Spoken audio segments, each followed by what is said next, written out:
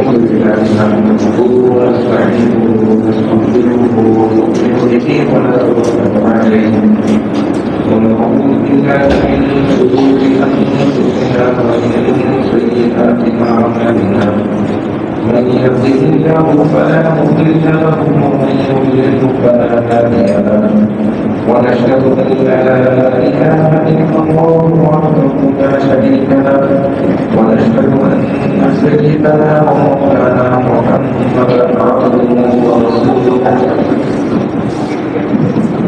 قال الله سبحانه وتعالى أعوذ بالله من الشيطان الرجيم بسم الله الرحمن الرحيم والذين يؤمنون بما أنزل إليك وما أنزل من قبلك وبالآخرة هم يوقنون أولئك على هدى من ربهم وأولئك هم المفلحون إن الذين كفروا سواء عليهم أأنذرتهم أم لم تنذرهم لا يؤمنون ختم الله على قلوبهم وعلى سمعهم وعلى أبصارهم غشاوة ولهم عذاب عظيم ومن الناس من يقول آمنا بالله وباليوم الآخر وما هم بمؤمنين صدق الله العظيم. سورہ فاتحہ کا مضمون ہم نے مکمل کیا تھا، پھر سورہ بقرہ پہ آئے. وہاں پر ایک بات ہم نے اللہ سبحانہ و تعالیٰ سے دعائیہ انداز میں مانگی جو کہ اہدنا الصراط المستقیم، اے اللہ ہمیں ہدایت کے راستے پر چلائے. اب ہدایت کے راستے پہ چلنے والے لوگ کون ہیں؟ وہ اللہ سبحانہ و تعالیٰ کے ہاتھ میں بیان کر رہا ہے. اب جو میں نے آپ کے سامنے آیات پڑھی، یہ سورہ بقرہ کی تقریباً ابتدائی ہے، آیت نمبر 4 سے لے کے 8 تک، جو تقریباً ایک مضمون چل رہا ہے. 3 اقسام کے انسانوں کا وہاں پر ذکر بھی کیا گیا. تو اللہ پاک نے ہماری یہ دعا اہدنا الصراط المستقیم کو قبول فرمایا اور پھر اللہ نے ہماری انگلی پکڑی جو میں نے سمجھانے کے لیے بتایا تھا، الف لام میم ذالک الکتاب. تو اب یا اللہ آپ ہماری انگلی پکڑ کے ہمیں سکھانا شروع کریں. تو اللہ نے دعا قبول فرمائی اور یہاں سے اللہ نے ہمیں سکھانا شروع کرا. تو اب اللہ ہمیں یہاں پر انسانوں کے 3 اقسام کے گروہ کا بیان فرما ہے کہ دیکھو انسان نہ 3 طرح کے ہوتے ہیں.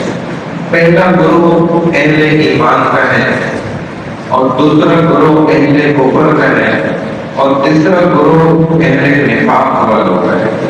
یعنی کہ اس کے علاوہ دنیا میں کوئی اور قسم کے انسان موجود نہیں رہے. یہ 3 گروہ ہیں.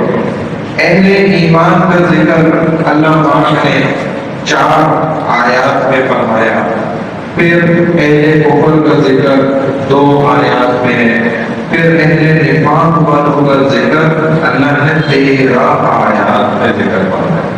13 آیاتوں میں یہ خود اندازہ ہوتا ہے اس سے کہ اللہ کس انداز میں پھر سمجھانا چاہتے ہیں. 4 آیات میں جہاں اہل ایمان کا ذکر کیا تو وہ یہیں سے شروع ہو رہا ہے. یہاں پر ان کی اللہ پاک نے 5 صفات کو بیان فرمایا. پہلی صفت کیا ہوگی؟ غیب پر ایمان رکھنے والے. ایسی حقیقتیں ہیں کہ جن کا ادراک عقل سمجھ سے نہیں ہوتا، ہم عقل کے خلاف اس کو سمجھتے ہیں. اللہ ہمیں نظر نہیں آ رہے، عقل تو کہتے جو یہ نظر آئے گی وہ حقیقت ہوگی، جو نظر نہیں آتی وہ حقیقت ہو نہیں سکتی. نبی ہمیں نظر نہیں آ رہے، فرشتے نظر نہیں آ رہے، جنت دوزخ نظر نہیں آ رہا. کوئی بھی ہم نے جتنی حقیقتیں اللہ کے رسول صلی اللہ علیہ وسلم نے ہم پر کھولی وہ سب ہمیں اس کا ادراک ہی نہیں ہوا. لیکن پھر بھی اللہ کو، اس کے صفات کو، نبیوں کو، نبوت کو، خود رسول اللہ صلی اللہ علیہ وسلم کو، فرشتوں فرشتوں کو، قیامت کو، جنت کو، دوزخ کو، حساب کتاب کو، پلسرات کو، قیامت کے دن کو، اس کتاب اللہ کو، میزان کو، قبر کو، ہر چیز کو ہم نے ماننا ہے. یہی ایمان ہے.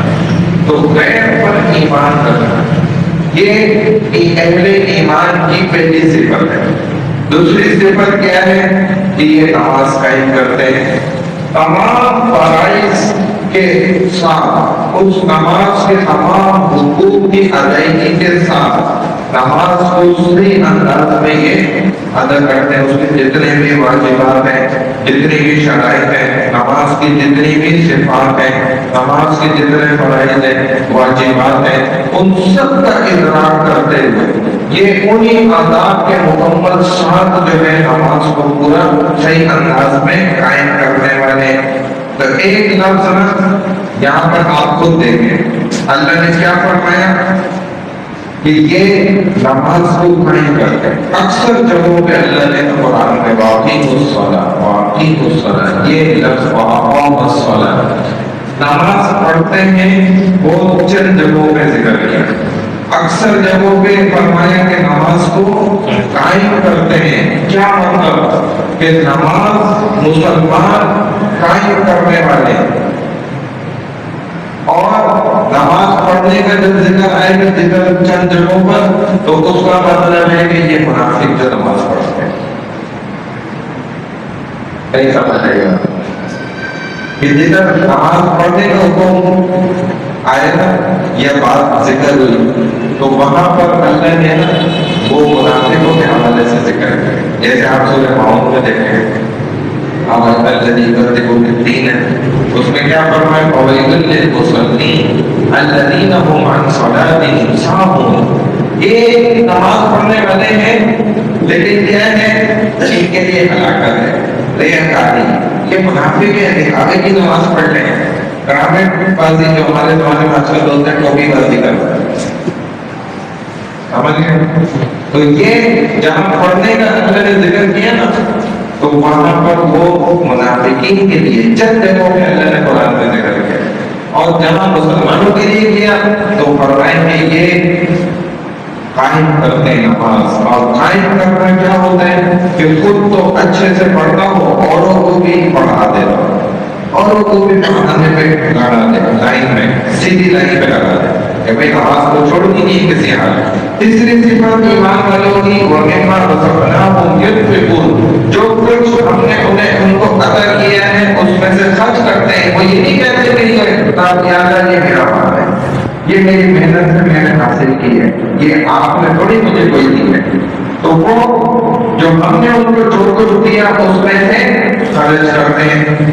پھر چوتھی صفت الذین یؤمنون بما انزل الیک وما انزل من قبلک، وہ سب پر ایمان رکھتے ہیں جو کچھ آپ پر یعنی کہ رسول اللہ صلی اللہ علیہ وسلم پہ نازل ہوا، اور یہ پورا قرآن آپ پر نازل ہوا، اور اس کے ساتھ ساتھ جو آپ سے پہلے بھی نازل ہوا اس پر بھی یقین رکھتے ہیں. یعنی کہ پچھلی امتوں کے جتنے بھی نبی گزرے ہیں اور جتنے بھی وہ امتیں گزری ہیں ہمارا ان پر بھی پورا یقین ہے.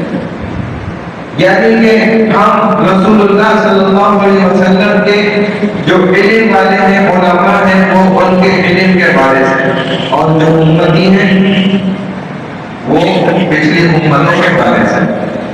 نہیں سمجھ لے گا.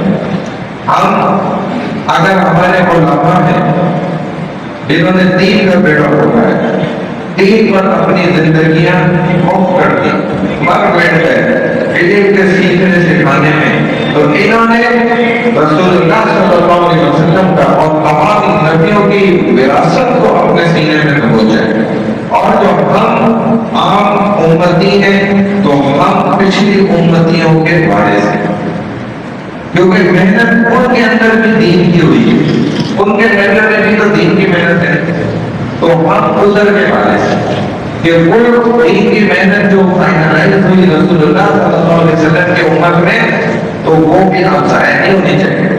کیونکہ یہ ہماری خاصیت ہے کہ ہم تورات پہ بھی یقین رکھتے ہیں، انجیل پہ بھی رکھتے ہیں، زبور پہ بھی رکھتے ہیں، اور کتاب اللہ قرآن پاک پہ بھی رکھتے ہیں. یہ ہماری شان ہے امت محمدیت، یہ کوئی عام بات نہیں ہے۔ تو ادھر نا ایک بات بڑی زبردست کام کی نا کہ تمام انبیاء کے وارث بھی سمجھ آ گئے، تمام امتوں کے وارث بھی سمجھ لیے، اور مسلمانوں کا تو یہ دعوت بھی ہے کہ ہمارے نبی آقا محمد صلی اللہ علیہ وسلم پر وحی کی کوئی ابتدا تھوڑی ہوئی ہے، حقیقت میں انتہا ہوئی ہے۔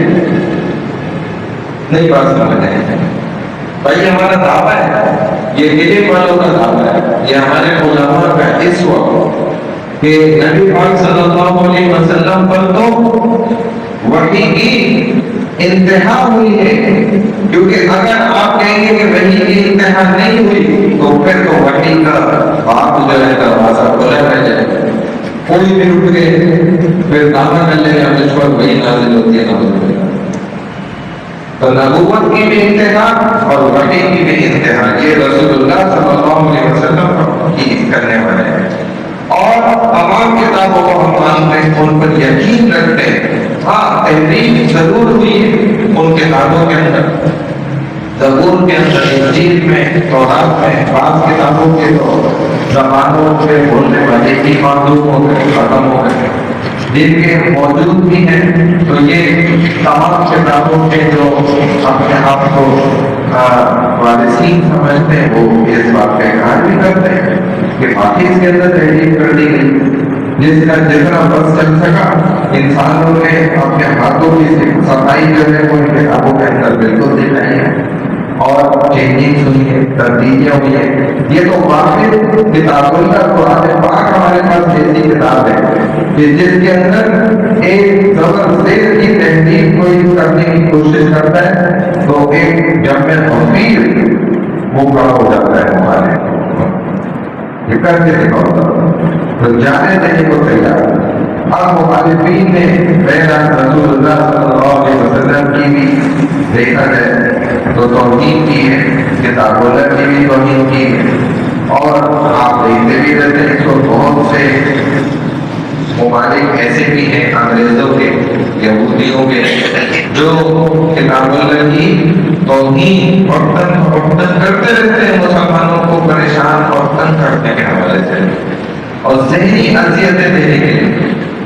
کبھی تو بذات خود براہ راست وہ توہین کرتے ہیں، کبھی جو ہے اخباروں کے ذریعے سے توہین کرتے ہیں، مختلف کارٹون بناتے ہیں نعوذ باللہ، اور مسلمانوں کا جو ایمانی جذبہ ہے اس کو وہ چوٹ پہنچانے کی کوشش کرتے ہیں، اور بعض دفعہ یہ چیک بھی کرتے ہیں کہ مسلمان ابھی کس لیول پر ہے، یہ کس حد تک جا سکتے ہیں، کہاں تک یہ جو ہے اس کے لیے لڑائی کر سکتے ہیں، فائٹ کر سکتے ہیں، کس حد تک ان کی پہنچ ہے۔ اگر ان کے قرآن کو نعوذ باللہ جلایا جائے یا ان کے نبی کی جو ہے وہ کارٹون بنائے جائے نعوذ باللہ، تو یہ کیا کیا کر سکتے ہیں۔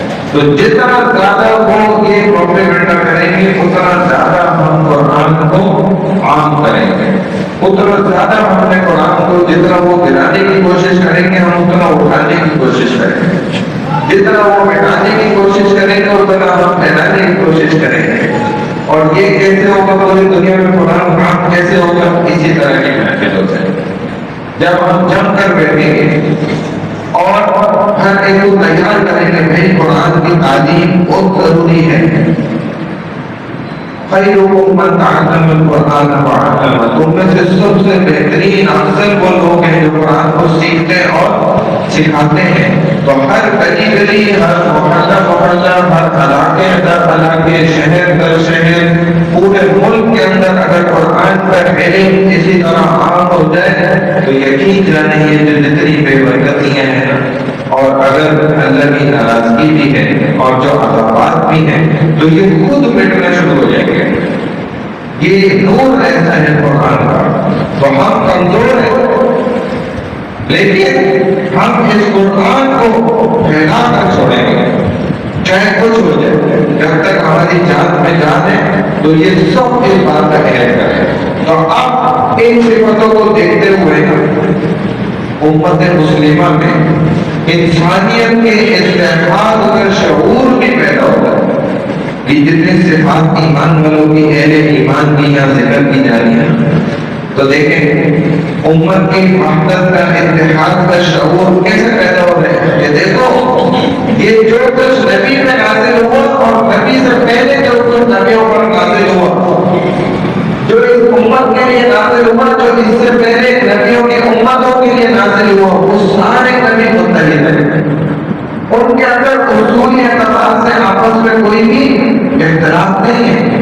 کبھی کوئی نبی سے آپ یہ نہیں سنیں گے کہ وہ یہ کہے کہ وہ فلاں نبی ایسا تھا ویسا تھا، میرا اس سے کوئی تعلق نہیں، نعوذ باللہ، یا وہ نبی نہیں۔ کوئی یہ امت محمد یہ ہے کہ ایسا نہیں کہتی کہ وہ فلانی امت، بس وہ فلانے نبی کی امت نہیں تھی، ہمارے وہ مسلمان بھائی نہیں تھے، وہ ہم سے باہر ہے۔ یہی تو اتحاد ہے اصولی، کہ اصولی اعتبار سے کوئی اختلاف نہیں ہے، نہ نبیوں کے اندر ہے نہ امتیوں کے درمیان، کسی کے درمیان ہے، تو یہ اتحاد ہوا۔ تو یہ آیت صرف اس بات پر بھی دلیل ہے کہ مسلمانوں میں اتفاق ہے، بما انزل الیک وما انزل من قبلک۔ یہاں ایک بات قابل غور ہے کہ اللہ نے دیکھیں یہاں پر کیا فرمایا کہ جو کچھ آپ پر نازل ہوا اور آپ سے پہلے والے نبیوں پر جو کچھ نازل ہوا اور آپ کے بعد والے، اس کا کوئی ذکر نہیں ہے۔ یہ پوائنٹ، یہ نقطہ ادھر تھوڑا زبردست ہے، بہت طاقتور نقطہ ہے کہ اس سے یہ بات خود ثابت ہوگی کہ ایک آپ آخری نبی ہے اور آپ سے پہلے جو نبی گزرے ہیں ان پر بھی وحی ہے، ان پر بھی کتابیں نازل ہیں۔ جو کچھ آپ پر نازل ہوا اور آپ سے پہلے پر نازل ہوا، اس سب پر آپ ایمان لاتے ہیں، یہ اہل ایمان کی نشانی ہے۔ اور آپ کے بعد چونکہ کوئی نبی نہیں تو کوئی وحی بھی نہیں، اس سے کیا ثابت ہو گیا؟ ختم نبوت کا عقیدہ ہمیں مستقل اور ٹھوس دلیل ہے یہ آیت ہے ختم نبوت کے اوپر۔ وبالآخرۃ ہم یوقنون، یقین آخرت پر ہی پورا کا پورا رکھتے ہیں۔ یہ ایک آیت ہو، میں پھر پڑھتا ہوں، ترجمہ کرتا ہوں۔ والذین یؤمنون بما انزل الیک وما انزل من قبلک وبالآخرۃ ہم یوقنون، جو لوگ اس قرآن پر ایمان لاتے ہیں جو آپ صلی اللہ علیہ وسلم کی طرف نازل کیے گئے ہیں، جو کتب آپ صلی اللہ علیہ وسلم سے پہلے نازل کی گئی ہیں ان پر بھی ایمان لاتے ہیں۔ نیز یہی لوگ آخرت پر بھی کھلا یقین رکھتے ہیں۔ آخرت پہ یقین رکھنے والے پہ یہ اہل ایمان والے لوگ ہیں۔ اولئک علی ھدی من ربہم واولئک ھم المفلحون، یہی وہ لوگ ہیں جو رب کی طرف سے ہدایت کے راستے پر ہیں، اور یہی وہ لوگ ہیں جو مفلحون ہیں۔ مفلحون یعنی کہ جو فلاح پانے والے۔ اب یہاں پر جو یہ فرمایا نا اللہ نے وبالآخرۃ ہم یوقنون، یہ جو اس آیت نمبر 4 میں، تو دیکھیں ادھر جو اس آیت کے ٹکڑے کا حق تھا نا وہ یہ تھا کہ اللہ یوں فرماتے ہیں کہ یوقنون بالآخرۃ، سمجھ رہے؟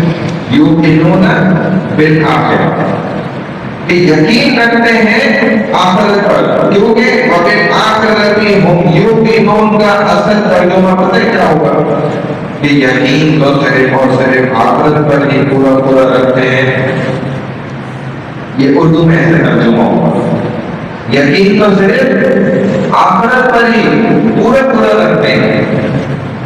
تو حالانکہ صحیح انداز کیا ہونا چاہیے تھا کہ آخرت پر پورا یقین رکھتے ہیں، تو عربی میں اس کو ہونا چاہیے تھا یوقنون بالآخرۃ، لیکن اللہ نے یوقنون کو بعد میں لائے اور آخرت کے لفظ کو پہلے لائے، کیونکہ عربی کا ایک قاعدہ ہے، وہ کہتے ہیں کہ جس لفظ کو پہلے لانا چاہیے یعنی کہ مقدم کرنا چاہیے، اگر اس کو مؤخر کر دیا جائے یعنی کہ بعد میں لے کر آیا جائے تو اس میں حذف اور تخفیف کا معنی پیدا ہو جاتا ہے۔ حذر اور تخفیف، یعنی کہ کیا مطلب کہ دیکھیں جیسے میں ترجمہ کر رہا ہوں یقین تو بس آخرت پر ہی رکھ دیں، تو اس کا مطلب کیا ہوا کہ صرف اور صرف آخرت پر ہی وہ پکا پورا کا پورا یقین رکھتے ہیں۔ یہ اس کے اندر آگے تخفیف اور حذر، یعنی کہ اس میں اب اور کسی چیز کی کوئی بھی گنجائش ان کے نزدیک ہوتی نہیں، یقین ان کا پورا صرف آخرت کے اوپر ہے، دنیا پر کوئی یقین نہیں رکھتا ہے۔ اگر دنیا پہ اہل ایمان یقین رکھنا شروع کر دیں تو آخرت سے یقین ہٹ جائے گا، پھر یہی میں سب کچھ ملنے کی امید رکھی جائے گی کہ اللہ ہمیں سب کچھ ادھر ہی دے اور سب کچھ ادھر ملنا ہی ہے، اور جن کا آخرت پر یقین ہے ان کو تو ہو سکتا ہے کہ ادھر بہت کم ہی ملے، ان کو پھر آخرت میں زیادہ رہتا ہے۔ تو یہ بات یہ ہے، اب انسان ہے ان کے آخرت پر یقین کے اعتبار سے تین گروہ ہیں، تین قسم کے لوگ کہ جو آخرت پر مختلف انداز میں یقین کرتے ہیں، جو کہ آئے نا وہ آخرت کی ہوں گی تینوں۔ تو جو صرف اس دنیا کو مانتا ہے وہ کسی دنیا آخرت سے کو نہیں مانتا، نہ آخرت کے بعد جو ہے مرنے کے حساب کتاب کو وہ مانے، ہر چیز کا انکار کرتا ہے، کہتا ہے بھائی بس زندگی یہ ایک ہی ہے، دنیا یہ ایک ہی ہے بس، یعنی کہ اس کے نزدیک مخصوصیات کے علاوہ مغیبات کا وہ انکار کر دیتا ہے۔ مخصوصیات کیا ہیں؟ جو ہمیں سب نظر آ رہا ہے، پر یہ دنیا کی حقیقت ہے، اس کے بعد کوئی بھی حقیقت نہیں ہے۔ ایسے بس یہ مولوی لوگوں نے جو ہے اپنی دکانیں کھولی ہیں، چکر والے ڈالی کی کہ مریں گے اور ایک نمبر اور حساب کتاب ہے، قبر میں بھی ہے، پھر آخرت میں ہے، ججمنٹ ڈے آف ججمنٹ ہے، پھر جنت دوزخ کا فیصلہ ہے، فلانا ہے، یہ ہے وہ ہے۔ تو یہ پہلی قسم کے لوگ کر دیتے ہیں محنت کرو کہ دنیا کی زندگی اصل ہے، اس کے بعد تو کوئی زندگی یا کوئی جہاں ہے ہی نہیں۔ دوسرے وہ لوگ ہیں جو اس جہاں کے علاوہ دوسرے جہاں کو مانتے ہیں لیکن ان کا حقیقت الگ ہے۔ بہت سے لوگ ہیں، آپ ہم کو دیکھتے ہیں، وہ کیا کہتے ہیں بھائی کہ ایک تو یہ جنم ہے، اس کے بعد ایک اور جنم ہے، یا وہ کہتے ہیں کہ کفارہ ہے، یہ کیا مذہب میں ماننے والے لوگ یہ کہتے ہیں کہ جب انسان یہاں سے جائے گا تو نبیوں کو، ولیوں کو، حتیٰ کہ اللہ والوں کو، نیک لوگ جو ہوں گے نا ان کے پاس ایسی ٹائٹ زبردست سفارشات ہوں گی کہ وہ اللہ کو مجبور کر دیں گے کہ اللہ آپ ایسا تو نہیں کر سکتے، ہماری بات ماننی پڑے گی آپ کو۔ جیسے دنیا میں تو بعض دفعہ اثر رسوخ ہوتا ہے، طاقت ہوتی ہے تو مجبور کر دیتے ہیں۔ ایک عام انسان بیوی بچوں والا بھی 10 چیزوں سے مجبور ہو کے اس میں کام کر لیتا ہے، تو وہ یہ حقیقت رکھتے ہیں پارے کہ یہ نیک لوگ اللہ والے اور نبی یہ اللہ کو مجبور کرتے ہیں ہماری سفارش کرانے، اسی لیے وہ دنیا میں بہت سے غلط کام کرتے ہیں ان کو راضی کرنے کے لیے تاکہ ہمیں وہ ٹکٹ مل جائے۔ تیسرا گروہ وہ ہے جو ہم لوگ ہیں، ہمارا عقیدہ کیا ہے جو نبیوں نے ہمیں تعلیم دی، پھر ہمارا بالکل صاف ستھرا اور سیدھا عقیدہ ہے کہ ہم اسی طرح یقین رکھتے ہیں جیسا کہ رسول اللہ صلی اللہ علیہ وسلم نے فرمایا کہ زندگی تو صرف آخرت کی ہی ہے، عیش تو صرف آخرت میں ہی ہونا ہے، دنیا تو بس کیا ہے، الدنیا سجن المؤمن و جنت الکافر، یہ تو مومن کے لیے قید خانہ ہے اور جنت کے لیے جنت، کافر کے لیے یہ جنت ہے، وہ ادھر عیاشیاں مانتا، لیکن مسلمان کی اصل زندگی تو اس کے رب کے پاس ہے۔ انما الحیات الدنیا لعب ولهو وزینۃ وتفاخر بینکم وتکاثر فی الاموال والاولاد۔ بے شک دنیا کی زندگی تو کیا ہے، لہو زمانہ، کھیل تماشا، یہ ختم ہو جانے والا ہے، ادھر کسی کو بھی کیا نہیں ہے، بس انسان کے اندر میرا مال ہے، میرا مال ہے، حالانکہ اس کا نہیں ہے۔ میری اولاد ہے، مال میں اولاد میں ہر چیز میں ایک دوسرے سے فخر کر کے آگے بڑھنے کے چکر، حالانکہ یہ اس کی مہربانی کا ذریعہ ہے، ایسا نہیں ہو سکتا، رب کا ہے سب کچھ۔ پھر آگے فرمائے برائی کا علم میں اپنی یہی وہ لوگ جو ہدایت پڑے اپنے رب کی طرف سے، بولائی کا مفلحون، تو مفلحون کا فلاح پا جانے والا۔ مطلب کیا ہوتی ہے؟ تو عربی زبان میں عربوں کے کامیابی اور ہر اعتبار سے زبردست انداز میں کامیاب ہو جانا، اس کے لیے جو لفظ استعمال ہوتا ہے وہ استعمال ہوتا ہے فلاح کا۔ اسی لیے آپ دیکھیں آزاد میں بھی مؤذن کیا کہتے ہیں؟ حی علی الفلاح، یعنی کہ آؤ، یہ جامع کامیابی ہے، یعنی کہ حقیقی اور اصل کامیابی، اصل کامیابی اس کے علاوہ کچھ نہیں۔ اسی لیے جن لوگوں میں اب یہ 5 صفات ہوں گی تو وہ خود ہی ہدایت میں آ جائیں گے۔ اپنے اندر یہ 5 صفات پیدا کرنے کے لیے اگر ہم اللہ سے دعا مانگتے ہیں اور اللہ ہمارے اندر یہ 5 صفات پیدا کر دے تو بس ہمیں ہم ہدایت پائیں گے، ٹھیک ہے نا؟ اب یہ میں ان 5 چیزوں کا جو ہم نے ذکر کیا، ایک بار ہمیں دوہرا دیتا ہوں۔ پہلی چیز غیب پر ایمان لانا، دوسری چیز نماز کی پابندی کرنا، تیسری چیز جو اللہ نے مال دیا اس میں سے خرچ کرنا، یونفق ہونا، چوتھی چیز جو نبی علیہ السلام پر جو کچھ وحی نازل ہوئی اور آپ سے پہلے جتنے نبیوں پر ہوئی اس سب پر ایمان لانا، پانچویں چیز آخرت پر ایمان رکھنا۔ یہ ہے پہلے ایمان والے لوگ۔ اب دوسرے گروہ کی طرف آ جائیں۔ ان الذین کفروا، آیت نمبر 6، ان الذین کفروا سواء علیہم اانذرتہم ام لم تنذرہم لا یؤمنون۔ بے شک کفار کو آپ صلی اللہ علیہ وسلم کا اللہ کے عذاب سے ڈرانا یا نہ ڈرانا برابر ہے، یہ ایمان نہیں لائیں گے۔ یہ دوسرے گروہ کا اللہ ذکر فرما رہے ہیں۔ ان الذین کفروا سواء علیہم، کفر کس کو کہتے ہیں؟ اس کا معنی ہوتا ہے اردو میں چھپانے والا، اسی لیے جو کسان ہوتا ہے اور کاشتکار ہوتا ہے اس کو بھی عربی میں کافر کہا جاتا ہے، کیونکہ یہ کیا کرتا ہے؟ بیج کو زمین میں چھپاتا ہے، اس لیے اس کو کافر کہتے ہیں۔ لیکن اگر ہم کسی کسان کو یا کاشتکار کو کافر کہہ دیں گے تو وہ غصے میں آ جائے گا، ناراض ہو جائے گا، ان کے ہاتھ میں ویسے بھی ڈنڈا ہوتا ہے عام طور پہ۔ تو اس پر میں ایک لطیفہ جی کا ایک طالب علم تھا، وہ علم حاصل کرتا تھا، مدرسے میں پڑھتا تھا، تو اس نے کسان کو دیکھ کر کہا کہ بھائی تجھے پتہ ہی ہے دنیا کون چلا رہا ہے؟ تو اس نے کہا بھائی اللہ ہی چلا رہا ہے۔ اس نے کہا نہیں بھائی تجھے پتہ ہی نہیں، اس دنیا کو تو جو سفر کی طاقت ہے وہ چلا رہی ہے، طاقت سفر جس کو کہتے ہیں، سفیر بھاری ہونے کی طاقت، یعنی جو چیز بھاری ہوگی وہ کمزور کو اپنی طرف کھینچے گی اور یہ دنیا چل گی، اس نے بڑا ہوگا۔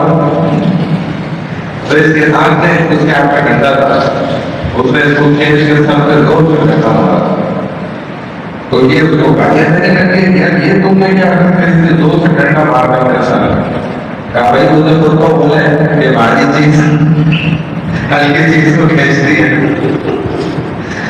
تو ڈنڈا ہلکا تھا، میرا دماغ زیادہ بھاری تھا تو کھینچ کے ڈنڈے، تو وہ وہاں سے گئے اپنی جان چھڑا کے بھاگا۔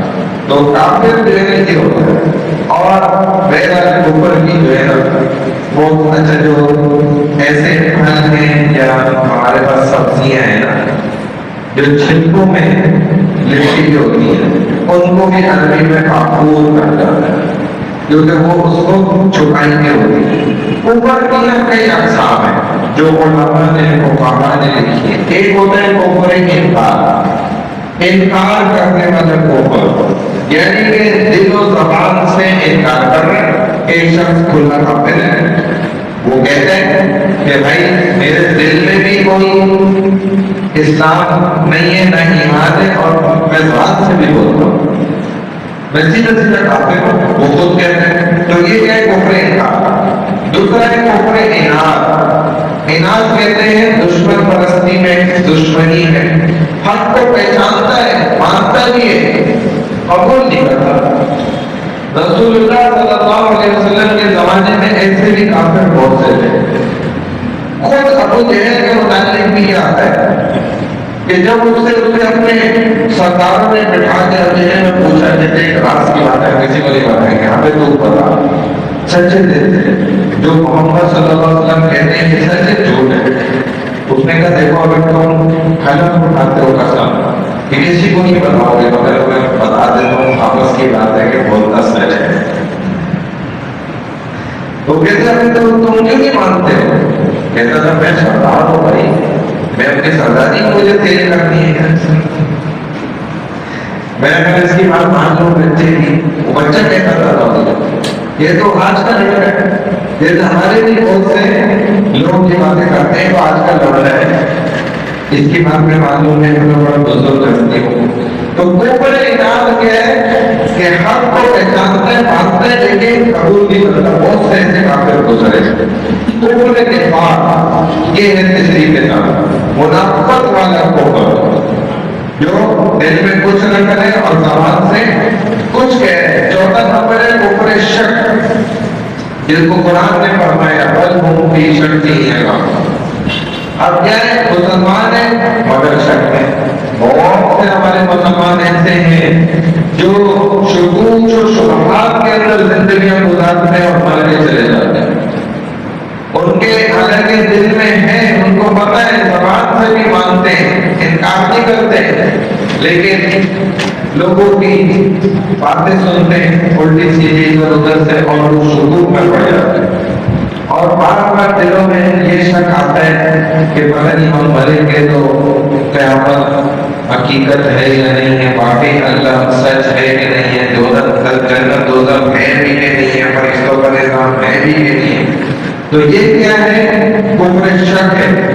پانچویں قسم ہے کفر تعویل، یعنی کہ بندہ جو ہے انسان قرآنی آیات کی، اسلامی عقائد اور نظریات کی ایسی تعویل کر دے کہ جو کفر تک لے جائے۔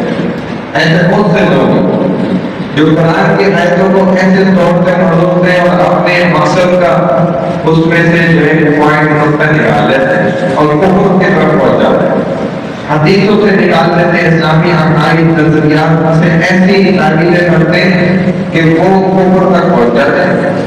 چھٹے نمبر پہ کفر جہود، کیا مطلب؟ جو دل سے پہچانتا ہے لیکن زبان سے اقرار نہیں کرتا، دل اس کا گواہی دیتا ہوتا ہے کہ یہ سب سچ ہے، برحق ہے، بالکل یہ دل میرا کہہ رہا ہے، لیکن زبان سے اس کا اقرار نہیں کرتا۔ رسول اللہ صلی اللہ علیہ وسلم کے اندر امت کو سے بڑا ڈر تھا، کتنی قرآن کی ایسے آپ کا دل بڑھتا تھا، سینہ آواز آتا، جب آپ دعوت دیتے تھے تو دل سے ایسے لگے ہوتے تھے اور ایسی قرآن ہوتی تھی کہ آپ کے جذبات ایسے ہوتے تھے خطرناک کہ بس یہ میرے امتی نہ بات مان لیں، کسی طرح یہ کلمہ پڑھ لیں، بس بچے کا جنازہ جا رہے، کافر کا جا رہے، منافق کا جا رہے، بات ہو رہے کہ یہ کیسے کفر میں مرے گا۔ تو ایسی طرف ہوتی تھی اور آپ اتنے دل سے دعوت دیتے تھے، نبی علیہ السلام کے دل میں ایسا امت کا درد بھرا ہوا ہوتا تھا، آپ دعوت دیتے تھے، آپ کے دل میں ساری انسانیت کا درد بھرا ہوا تھا، پھر سامنے والے انکار کر دیتا تھا تو آپ کے جذبات کھل جاتے تھے۔ کیسے انکار کر دیا اس نے؟ ایک دم ایک جھٹکے میں ہم اپنی اولاد کو تمام جذبات کے ساتھ کوئی ایک بات سمجھا رہے ہیں جو اس کے ہی فائدے کی بات ہے، اور ہم جانتے ہو ہم ایسا کر چکے ہیں اور اس کا نتیجہ بدل نکلا، اگر اس نے ایسا کیا تو اس کے ساتھ نقصان ہو جائے گا ایسا بڑا، اور وہ آگے سے جھٹکتے ہیں، ارے جاؤ ابا جی آپ یہ الٹی باتیں کرتا ہے. تو ایک انسان کو ایسا ٹھیس پہنچتی ہے اس کے دل کو کہ یہ کیسے اس نے مجھے ایک دم منع کر دیا. تو رسول اللہ صلی اللہ علیہ وسلم کے بھی سینے میں نہ ایک دم تکلیف محسوس ہوتی ہے. اللہ کو بھی طرح سے آجا ہے فرماتا ہے اس بات میں کہ اللہ نے پھر فرمائے اللہ کا بات ہے اور نفس کا اللہ یکون مؤمن. کیا آپ اپنی جان کو ہے ہمارے نبی ہلاکت میں ڈالتے ہیں کہ ان کے چکر میں کہ یہ ہدایت میں نہیں آتے یہ کلمہ نہیں پڑھتے. تو ان کافروں کا ایمان نہ لانا یہ کوئی اللہ کی طرف سے نہیں ہے. یہ جو آیت ہے نا سواء اور یہ لا برابر ہے اس میں کوئی فرق نہیں ہے. علیہ ان پر انزل کو کیا ہو کر ڈرائے ہم لوگ تم دنوں میں نہ ڈرائے نہ یؤمنون ایمان لائیں گے. تو آپ پتہ کہہ سکتے ہیں بھائی تو اللہ خود کہہ رہے ہیں ایمان ہی نہیں لائیں گے. اللہ ہمیں خود یہ خبر سنا رہے ہیں کہ انہوں نے ایمان ہی نہیں لایا. یہ بات تو پکی ہو گئی. تو ہم اللہ پر یہ بات نہیں کہہ سکتے. اس کی وجہ کیا ہے؟ اس کی وجہ یہ ہے کہ اللہ جانتے ہیں ان کو جتنے بھی ڈرا دیا جائے یا نہ بھی ڈرایا جائے ان کا فرق ہی نہیں پڑتا. تو اللہ ان کی اپنی وجہ سے ایمان اسلام کو قبول نہ کرنے کی خبر صرف ہمیں سنا رہے ہیں. وہ بات کی خبر دے کہ ان کے ایمان کے قابل نہ ہونے کی وجہ کی خبر بتا رہے کہ یہ قابل ہی نہیں ہے کہ ایمان لا سکے. ایمان بھی تو قابلیت پر حاصل ہوتا ہے. اس کی مثال یہ ہے کہ ایک بہت ماہر ڈاکٹر ہے تبھی وہ کسی مریض کی حالت دیکھتا ہے بڑی تشویشناک ہے خطرناک ہے. اس نے اتنا پاپا کھائے اتنا نسوار کھائی ہے اتنے اس نے جو ہے نا وہ نشے کرے. میں نے خود ایک نشے کو دیکھا. اس نے اتنا پاپا کھایا تو اس کا یہ پورا کٹ گیا جل کے. یہ یعنی کہ اس کا جبڑا اندر جبڑا گل گیا اور خون مسلسل گر گیا. جنہوں میں بیٹھا ہوا تھا اور میں وہاں پہ تقریباً پوری رات صبح وہ ایسے بیٹھا تھا خون مسلسل گر رہے. وہ سستی سے ہی ہٹاتا تھا. کینسر اس کو ہو چکا تھا. ڈاکٹر بھی اس کو چھوڑا تھا کہ یہ مری جائے تو بتائیں. تو وہ ماہر ڈاکٹر طبیب جو ہے اس کو کہہ دے کہ بھائی یہ مر جائے گا. میں مطلب ایک مثال دے رہا ہوں کہ کسی اور شخص کی ادھر سے باہر مرے. میرے ڈاکٹر جو ہے ادھر اشارہ کر رہا ہوں ہمیں جو باہر ہے ادھر عالم کو سمجھا 200 سال بہت زندہ رہتے ہیں اور جو ہے نا مطلب بالکل صحت والی زندگی ادا کرتے. تو اس کو کہہ دیا ڈاکٹر نے کہ بھائی آپ نہیں بچیں گے. اب وہ واقعی مر گیا تو اب لوگ کیا بولیں گے کہ بھائی یہ ڈاکٹر کی وجہ سے مارا تھا. اسی نے بولا پکڑو اس کو. تو پھر ڈاکٹر تو کیوں کہہ رہے ہیں؟ اس کی اپنی حرکتوں کی وجہ سے وہ خبر دے رہے ہیں کہ اس نے جو اپنے اوپر یہ ظلم کیا ہے نا تو اس نے کوئی راستہ ہی نہیں چھوڑا کہ میں بچ جاؤں. تو اس نے اپنے آپ کو اس حالت تک پہنچا دیا کہ یہ آپ نہیں بچ سکتے. تو ڈاکٹر نے تو صرف اور صرف خبر دی اسباب اس نے خود جمع کیے. ایسے یہاں اس نے اسباب خود جمع کیے ہیں. اب یہ اسلام قبول نہیں کر سکتے تو لہٰذا اے رسول آپ اپنی جان کو ادا کر رہے ہیں. ہم نے بھی اپنے آپ کو روحانی طور پر اسی اسٹیج پر پہنچایا بڑی معذرت کے ساتھ. ہم تو چلے پھر بھی الحمدللہ تھوڑا بہت کوشش کر لیتے ہیں کہ اللہ رسول کی بات سنیں. اس ماحول میں جوڑے جو بیچارے باہر لوگ ہیں جن کی روحانیت میں یہ اسٹیج آ چکا ہے یہ عالم ہے کہ سمجھ میں بس آخری سانس ہے. جو نبی اسلام میں فرمایا تھا صبح کو اسلام پر گھومے اور رات کو شام کو اسلام سے باہر آتے وہ یہی حالت ہے. کیونکہ روحانیت کی کوئی فکر ہی نہیں کوئی فکر ہی نہیں کر رہے روحانیت جب یہ یہاں کی تکمیل کی آیت ہے آخری فتح اللہ علی حدودہم وعلی سمعهم وعلى أبصارهم غشاوة ولهم عذاب عظيم. اس کے بعد اللہ نے ان کے دلوں پر ان کے کانوں کے اوپر مہر لگایا اور ان کی آنکھوں پر پردہ ہے اور ان کے لیے بہت بڑا عذاب تیار کر رکھا ہے خطرناک. یہ دوسرے گروہ جو چل رہے ہیں ہم نے بھی آپ دیکھیں ختم اللہ کو دلوں پر کانوں پر مہر لگا دیا. اس بات کا کیا مطلب ہے کہ جب انسان عقل کو استعمال نہیں کرتا تو اللہ نے اس کو حواس خمسہ عطا فرمائے جب وہ ان سے تدبر نہیں کرتا سوچتا نہیں ہے اور غلط عمل بھی کرتا ہے ساتھ میں. جیسے ایک انسان ہے وہ زہر کھا کر مر گیا مثال کے طور پر. ایک انسان ہے اس نے خودکشی کر لی مثال کے طور پہ. تو اب انسان دیگر لوگ کیا کہتے ہیں کہ بس بھائی اس کا وقت آ گیا. اگر کوئی کہتا ہے بھائی بچ بھی سکتا تھا دوسرا کہتا ہے نہیں بھائی جب وقت آ جاتا ہے تو پھر بچہ نہیں بچتا اور جب وقت نہیں آتا تو پھر اس کو کوئی معاف نہیں سکتا. تو اب ہم کس کے اوپر ڈال دیتے ہیں اللہ کے اوپر.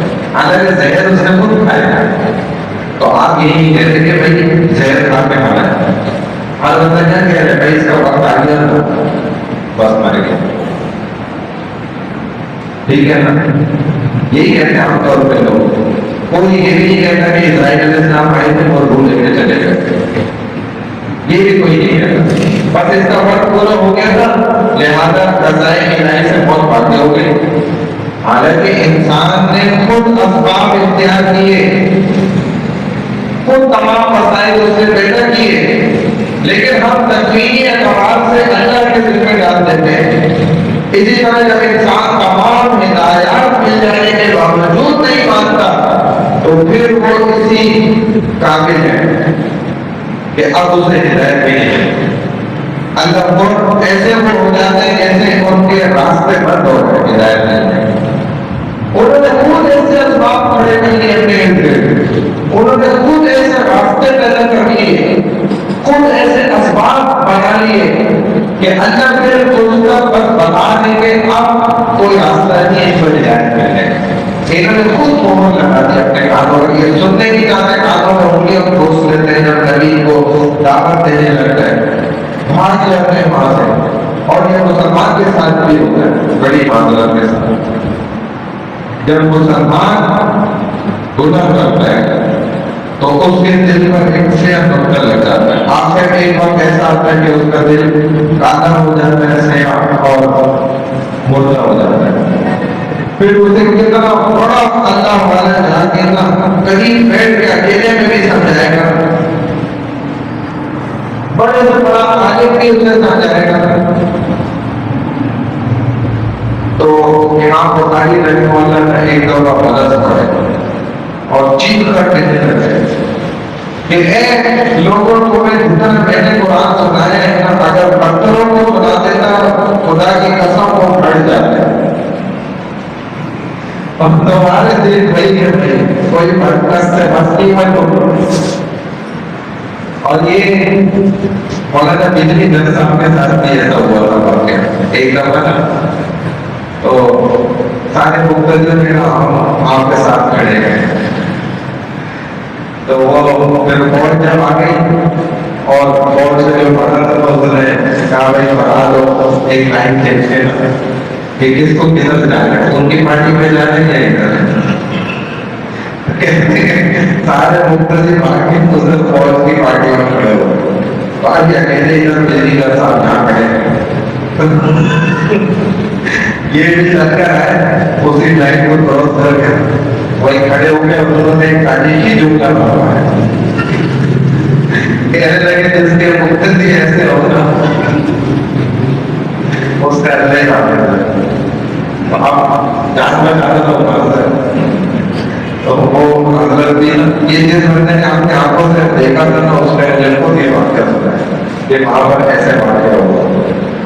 تو یہ حضرت علی رضی اللہ عنہ فرماتے تھے کہ جب انسان ایمان قبول کرتا ہے تو اس کے دل میں ایک رحمت اور ایک برکت اور ایک نور پیدا ہو جاتا ہے. جب وہ ایمان مکمل ہو جاتا ہے اس کے دل میں تو اس کا پورا دل سفید ہو جاتا ہے, پورا چٹا صفت صفا, اور نور کی روشنیاں وہاں سے. اور اسی طرح اگر خدا کا خاصہ وہ گناہ کر لیتا ہے, منافق ہو جائے تو اس کے دل کالا ہونا شروع ہو جاتا ہے, اور ایک وقت آتا ہے کہ وہ پورا دل اس کا کالا ہو جاتا ہے. اور حضرت علی رضی اللہ عنہ قسم کھا کے کہا کرتے تھے کہ خدا کی قسم تم اس کا سینہ کاٹ کے چاک کر کے کھول کے دیکھ لو, تمہیں اس کا سینہ میں دل جو ہے بالکل سفید گورا چٹا نظر آئے گا, اور اس کا دل تمہیں بالکل کالا سیاہ نظر آئے گا. سینہ تو کاٹ کے دیکھ لو. تو دل کو نا ہم نے قرآن سے پاک کرنا. دلوں کی صفائی اللہ نے خود فرمایا کہ ذکر ہے, قرآن سے بڑا کوئی ذکر نہیں. سب سے بڑا ذکر مومن بندے کے لیے قرآن ہے. اب یہ اختتام کی آیت ہے جس میں اللہ نے تیسرے گروہ کا ذکر فرمایا, وَمِنَ النَّاسِ مَن يَقُولُ آمَنَّا بِاللَّهِ وَبِالْيَوْمِ الْآخِرِ وَمَا هُمْ بِمُؤْمِنِينَ. اور لوگوں میں سے بعض ایسے بھی ہیں جو زبان سے کہتے ہیں ہمارا اللہ پر اور قیامت پر ایمان ہے, حالانکہ وہ ہرگز مومن نہیں ہے. اب یہ دیکھیں تیسری گروہ, تیسرے نمبر کا گروہ جو کون ہے, اللہ کے ہاں یہ بات یاد رکھیں, دعووں کا اور باتوں کا کوئی اثر نہیں. اللہ بڑے بڑے دعوت سے اللہ جانتے ہیں, اللہ کے یہاں عمل کا اثر ہے, عمل کا اعتبار ہے. اللہ کے یہاں اللہ صورتوں کو نہیں دیکھتے, رنگ بڑا گھوڑا چٹا ہے, ٹھیک ہے, اور نظر بھی بڑا خوبصورت آتا ہے, اللہ ان چیزوں کو نہیں دیکھتا. اگر دیکھتے ہوتے تو آپ کو نام کامیاب ہو جاتا اور حضرت بلال حبشی رضی اللہ عنہ کا کام ہو جاتا.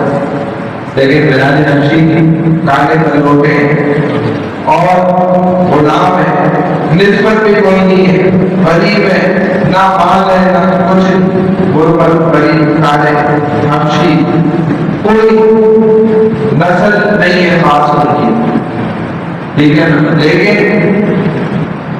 اندر جو اللہ دیکھتے ہیں نا وہ زبردست بن گئے, جس کو اللہ دیکھتے ہیں. اللہ کیا دیکھتے ہیں, انسان کے دل کو دیکھتے ہیں, نیت کیا ہے, اس کا عمل کیا ہے, اندر سے کیا ہے. تو اب اللہ بظاہر اور خود قرآن اس کی تعریف کرتا رہا, یہ اس کی تعریف ہے, اور پھر آگے بڑھائی شروع, پوری صورت برائی ہوئی. اور یہ لفظ میں برائی شروع کر دیا جو کہ اکثر برائی ہے, ورنہ لہا چمکتا ہوا انگارا, جو سب سے زیادہ اگر کی انگیٹی کے اندر چمک رہا ہوتا ہے, روشنی مانگا ہوتا ہے, اس انگارے کو کہا جاتا ہے. تو بہرحال ابو لہب ناکام ہو گیا اپنے نفاق کی وجہ سے, اور حضرت بلال حبشی رضی اللہ عنہ رسول صلی اللہ علیہ وسلم کے ساتھ جنت میں داخل ہو گئے. اب منافق لوگ جو ہے نفاق یہ ہے کہ خیر ظاہر کرنا اور دل میں شک رکھنا, برائی دل میں رکھی جائے اور بظاہر اچھا اپنے آپ کو ظاہر کیا جائے, بڑے میٹھے ہو کر مل رہے اور پیچھے سے غلط ہے. تو اسی کو منع کیا. منافق دو قسم کے ہوتے ہیں, ایک ہوتا ہے جو حقیقی منافق ہے اور دوسرا منافق وہ ہے جو عملی منافق ہوتا ہے. حقیقی منافق تو کون ہے, جو ہم اچھی طرح جانتے ہیں. حقیقی منافق وہ ہے کہ جس کے اندر ایمان ہوتا ہی نہیں ہے, سرے سے, اور بظاہر وہ اپنے آپ کو ظاہر کر رہا ہوتا ہے مسلمان. اور یہ رسول اللہ صلی اللہ علیہ وسلم کے زمانے میں. ہمارے زمانے میں جن کو لوگ کہتے ہیں یہ بندہ یا منافق ہے, ہمارے بھی لوگ کہتے ہیں ماشاء اللہ, جس مطلب اس کو اگر پوچھ لیں نا کہ what is the definition of منافق, منافق کون ہوتا ہے, بھی نہیں بتا سکے گا بیچارہ کہ یار واقعی یار یہ منافق ہوتا کون ہے، لیکن بولتے ہیں ماشاء اللہ ایسے انداز میں کہ اس کا ہم بھی نہیں بول سکتے، پکا انداز ہوتا ہے. تو وہ ہوتے ہیں عملی منافق، جس کے اندر منافقت والی عادتیں ہوں. نبی کریم صلی اللہ علیہ وسلم نے فرمایا کہ منافق کی 4 نشانیاں: بات کرے گا تو جھوٹ بولے گا، اسی طرح وعدہ کرے گا تو وعدہ خلافی کرے گا، امانت رکھے گا تو امانت میں بھی خیانت کر لے گا، جھگڑا کرے گا تو گالم گلوچ کرے گا، وہاں بہن بھی تو یہ کیا ہے؟ یہ منافق کی نشانی ہے. جس نے فرمایا یہ ساری نشانیاں ہوں، یہ 4 آدات جس میں ہوں، الحمدللہ وہ تو پکا ہی منافق ہے. اگر سے مسلمان نہیں ہے، 4 نشانیاں، اور ہمارے ہاں معاشرے میں ہمیں لوگوں کے اندر یہ عادات بہت زیادہ حد تک نظر آ رہی ہے، جن کو صحیح کرنے کی بہت زیادہ ضرورت ہے. یہ کیا ہے؟ جب بات کر رہے ہیں جھوٹ بولتے ہیں، جھوٹ میں چیمپئن، جھوٹ کے سرٹیفکیٹ لیے ہیں، ایسا جھوٹ بولتے ہیں کہ وہ سچ محسوس ہوتا ہے. یہ بندہ ہے نا گھوم جاتا ہے بندہ کے ساتھ. جب اتنے میں یہ بات بولی تھی، مجھے یقین کرے اب تک یقین نہیں آ رہا کہ وہ میں چھوڑ دوں، مجھے اب تک یقین نہیں آ رہا. ایسے زبردست انداز میں اس نے بولے، اور قسم یہ تو ایسی زبردست اس نے قسم اٹھائی کہ میں الفاظ پہلی بار سنے. اور امانت رکھوائی کی اتنی امانت کی وہ کر رہا تھا، لیکن ایسے انداز میں اس نے دھوکہ دیا سمجھ نہیں. جب لڑائی ہوئی غلط ایک دفعہ مجھے تم یاد ہے، میں تھوڑا سا میرے کے بعد میں نہیں کراچی میں دارو کھیت میں اندر چلا گیا کسی کام میں. تو وہاں میں ایک جگہ بیٹھا ہوتا، گاڑی سے اتر گئے تو ایک پہلے والا رکا، اور وہ بڑی عمر کی خواتین کچھ خرید رہی ہوں گی، دوسری آ گئی ہوں گی. تو جو کھڑا ایک دم شروع ہوا، جو اس نے گالیاں نہیں میں نے پہلی بار سنی تھی، یقین کرنا. تو پھر میں نے کسی کو ذکر کیا، وہ کہنے لگے یہ تو سب سے یہاں کی لو لیول کی گالیاں تھیں. اگر آپ ہائی لیول کی سن لیتے تو، کیونکہ میں تو یقین کریں 1 مہینے تک چڑھاتا رہتا کہ یہ جو کس نے مردوں کے سامنے یہ جو الفاظ استعمال کیے تھے، یہ تو ہم مرد ہو کے مرد کے سامنے نہیں کر سکتے. اور اس میں کہنے عورت کو تھے اس بندے بولے یہ تو بڑی لو لیول کی گالیاں تھی، وہ ہائی لیول والی تو آپ نے سنی، کہنے تو ہم سناتے رہے. میرے کہتے بھائی وہ بات یہ ہے، ہمارے استاد ہیں تو انہوں نے ایک زمانہ کلاس میں ہمیں بتایا کہ اصل گالیاں کون سی ہوتی.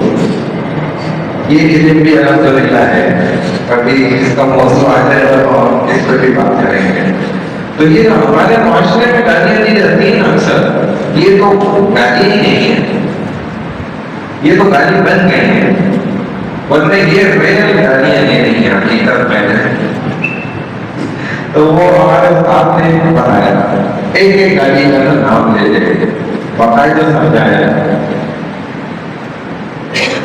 جیسے ہمارے ایک بہن کی گالی دی جاتی ہے، بہن کے نام آگے وہ بولتے ہیں، تو یہ ہوتا ہی ہے.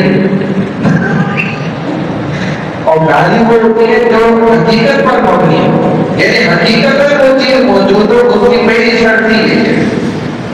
اگر آپ کسی کو کوئی گالی دیں، اس لیے آپ دیکھیں کسی کو آپ کہہ دیتے ہیں نا بھائی وہ گدے کے بچے، واقعی وہ اس کو گالی ایسی لگ جاتی ہے، پھر وہ آگے سے ویسے ہی آگ بگولا ہو کر اور لڑتا ہے غصہ کرتا ہے. اور اسی کو اگر اتنی بڑی بڑی گالیاں کہتے ہیں جو معاشرے میں تو کہتے ہیں کوئی بات ٹھیک ہے خیر، اس کو پتہ ہی نہیں. یعنی کہ اس کا بھی علم ہونا، نالج ہونا ضروری ہے کہ پتہ تو وہ گالی ہوتی ہے. سب سے پہلی شرط اس کی یہ ہے کہ وہ چیز حقیقت ہو.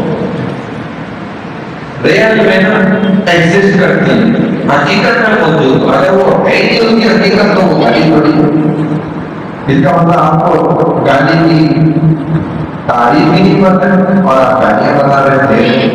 تو اصل گالیاں جو ہے وہ ہمارے معاشرے میں کچھ بلوچ ہوتے ہیں، اس کے بعد دوسرے نمبر پہ ہمارے پنجابی بھی ہوتے ہیں۔ ہم مطلب خود بھی رہے ان کے ساتھ بیٹھے تو ہم نے مطلب سنا ہے، تو میں نے بھی وہ جب گالیاں سنی میں چڑھا گیا تھا، اللہ تعالیٰ ان سے ہمیں بچائے۔ تو یہ منافق کی نشانی ہے، وہ بس لڑائی ہوتی ہے اور گالی گلوچ میں آ جاتا ہے، جس میں چار باتیں ہیں وہ تو بڑا منافق ہے۔ اسلام کو سب سے زیادہ نقصان کافروں نے بھی نہیں پہنچایا، منافقوں نے پہنچایا، اور ایک اکثریت اس وقت ہم مسلمانوں کے اندر بھی یہ موجود ہے، جن کی وجہ سے اسلام کو سب سے زیادہ نقصان پہنچا ہے۔ مکہ میں آپ دیکھیں یہ ہسٹری جو ہے نا ہماری، آپ کو کوئی منافق نہیں ملے گا۔ یہ مدینے کے اندر منافقوں کو ظہور ہوا ہے، اور وہ بھی غزوہ بدر کے بعد، جو ایک بیٹل آف بدر یہ بڑا معرکہ ہوا ہے، یوم الفرقان، یوم التقى الجمعان، مسلمانوں کو کم تعداد میں ہونے کے باوجود زیادہ تعداد کو ہرا کر جو ان کو فتح ملی ہے، اس کے بعد یہ ظہور ہوئے ہیں منافقین کا غزوہ بدر کے بعد مدینہ کے اندر، اور ان کا سردار جو تھا وہ عبداللہ ابن ابی تھا، جو ان کا سردار تھا، اور منافقوں نے اسلام کو سب سے زیادہ نقصان پہنچایا۔ تو یہی اس آیت نمبر 8 میں اللہ نے فرمایا وَمِنَ النَّاسِ مَن يَقُولُ آمَنَّا بِاللَّهِ وَبِالْيَوْمِ الْآخِرِ وَمَا هُم بِمُؤْمِنِينَ، اور وہ مومن نہیں ہے۔ لوگوں میں سے جو بعض لوگ ایسے ہیں نا جو یہ کہتے ہیں، زبان سے کہتے ہیں کہ ہم اللہ پر بھی اور قیامت پر بھی ایمان لاتے ہیں، حالانکہ وہ ہرگز مومن نہیں ہے۔ اللہ ہمیں عمل کی توفیق عطا فرمائے۔ وآخر دعوانا ان الحمد للہ رب العالمین۔ الحمد للہ رب العالمین والعاقبۃ للمتقین والصلاۃ والسلام علی سید الانبیاء والمرسلین نبینا محمد وعلی آلہ وصحبہ اجمعین۔ یا ارحم الراحمین، جو کچھ پڑھا سنا ہے اور ہم سب کو اپنے طریقے کی توفیق عطا فرمائے۔ یا اللہ حقیقت میں جو قرآن پاک کا نور ہے ہم سب کو نصیب فرمائے۔ یا اللہ ہماری زندگیاں یا اللہ قرآن پر بڑا عمل بنا دیجیے۔ یا اللہ قرآن ہمیں اخلاق ہمیں نصیب فرمائے۔ یا اللہ قرآن ہمیں تقویٰ ہمیں نصیب فرما دیجیے۔ یا اللہ مکمل پورے قرآن پر ہم سب کو عمل کرنے کی توفیق عطا فرمائے۔ یا اللہ اس کتاب کو خوب عام کرنے کی توفیق عطا فرمائے۔ یا اللہ قرآن کے درس کو یا اللہ ایک ایک گھر تک پہنچا دیجیے۔ یا اللہ ہم سب کو مسجد والوں کو اس کے لیے ذریعہ بنا دیجیے۔ یا اللہ ہماری نسلوں کے اندر یا اللہ اس قرآن کی کتاب اللہ کی وہ برکت ہے، رحمتیں وہ ساکے اتار دیجیے۔ یا اللہ ہمارے گھروں کے اندر اس کی رحمتیں برکتیں وہ ساکے نازل فرما دیجیے۔